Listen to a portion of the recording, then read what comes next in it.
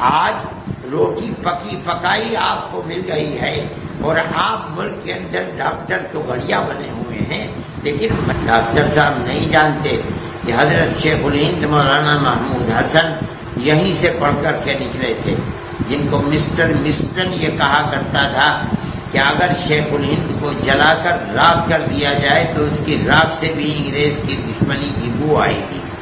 جمعیت علماء اس بنیاد کے اوپر جو کام کرتی ہے اس کام کے اندر ہندو مسلم کی کوئی تفریق نہیں ہوتی، ہم آج بھی کام کر رہے ہیں۔ میرے بعض دوستوں نے مجھے آج ڈاکٹر تو بڑھیا جی کا یہ پریس کانفرنس بھیجی جس میں محترم ڈاکٹر صاحب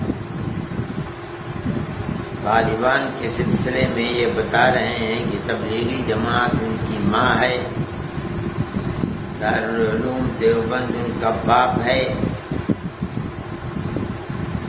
اور انہوں نے یہ مطالبہ کیا ہے کہ تبلیغی جماعت کو، دارالعلوم دیوبند کو اور جمعیت علماء کو بند کیا جائے۔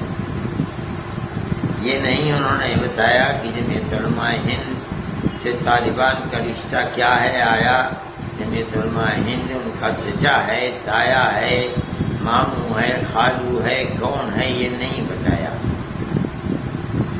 لیکن مجھے حیرت ہوئی کہ طالبان کو تبلیغی جماعت سے جوڑا گیا۔ تبلیغی جماعت تو ایک ایسی جماعت ہے جو ایسی دھارمک جماعت ہے کہ وہ اگر کوئی کام کر رہے ہیں تو جو بات بتاتے ہیں وہ زمین کے نیچے کی ہوتی ہے کہ موت کے بعد تجھے کس چیز کا جواب دینا ہوگا اور تو اپنے قبر کے اندر کس طرح چین اور سکون سے رہ سکے گا، اور یا آسمان کے اوپر کی بات بتاتے ہیں کہ موت کے بعد تو کس طرح جنت میں پہنچ سکتا ہے اور کس طرح جہنم سے بچ سکتا ہے۔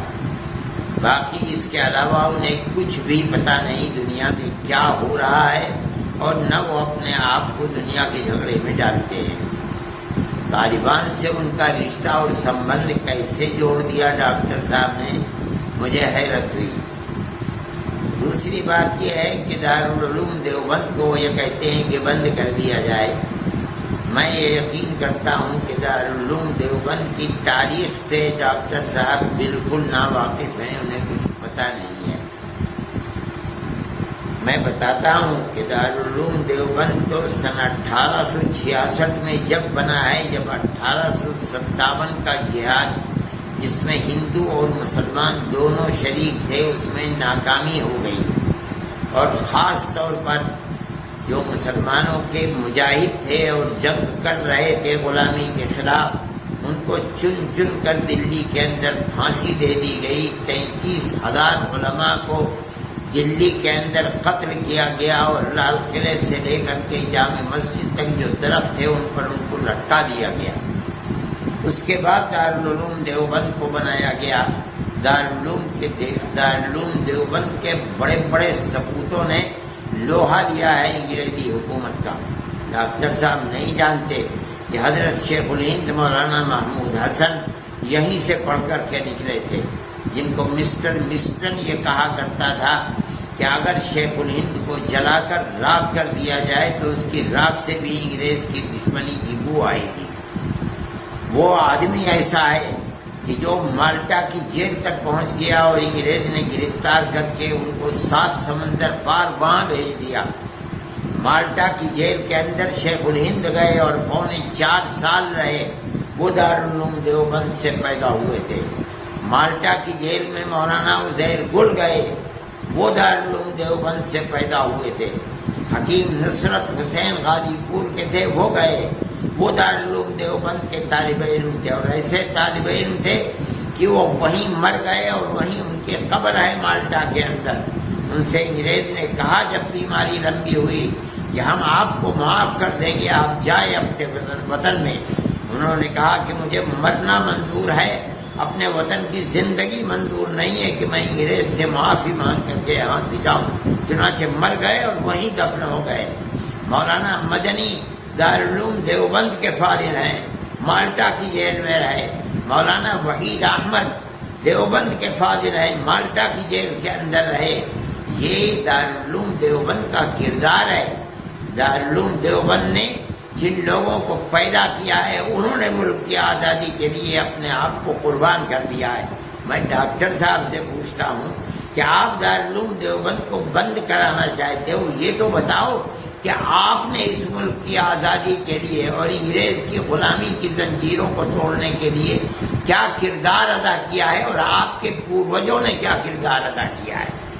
زبان کی لپالپی تو بہت ہے۔ میں یہ سمجھتا ہوں کہ آپ کو یہ سمجھنا تو چاہیے، تاریخ کے اوراق کو، ورقوں کو پلٹنا تو چاہیے۔ آپ یہ تو دیکھیں کہ جن لوگوں نے ملک کی آزادی کے لیے اپنے آپ کو قربان کر دیا، 9 10 سال جیلوں کے اندر رہے۔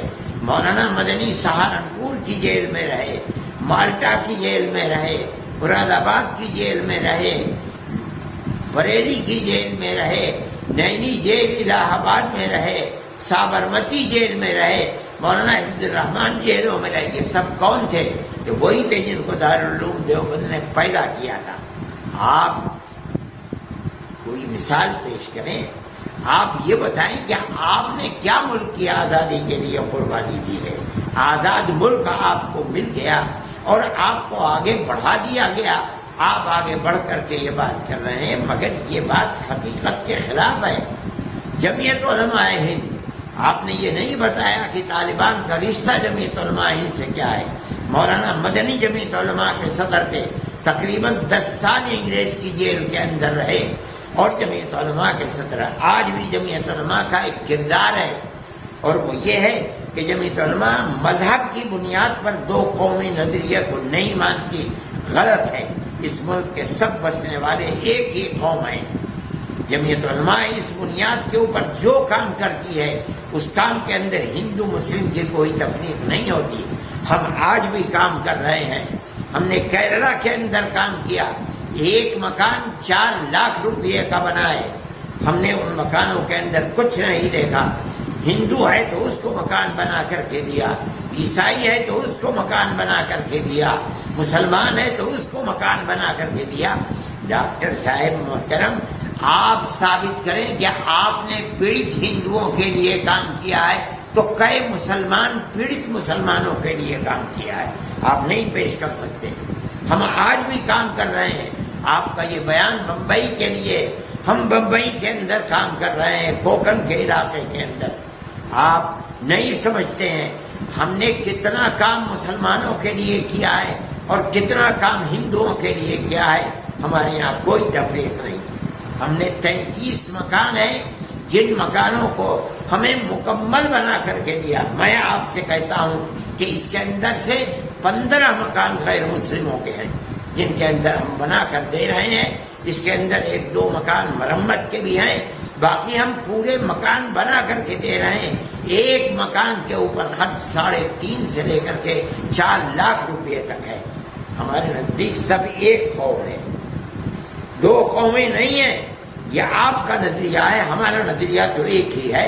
یہ کام جمعیت علماء ہند کر رہی ہے۔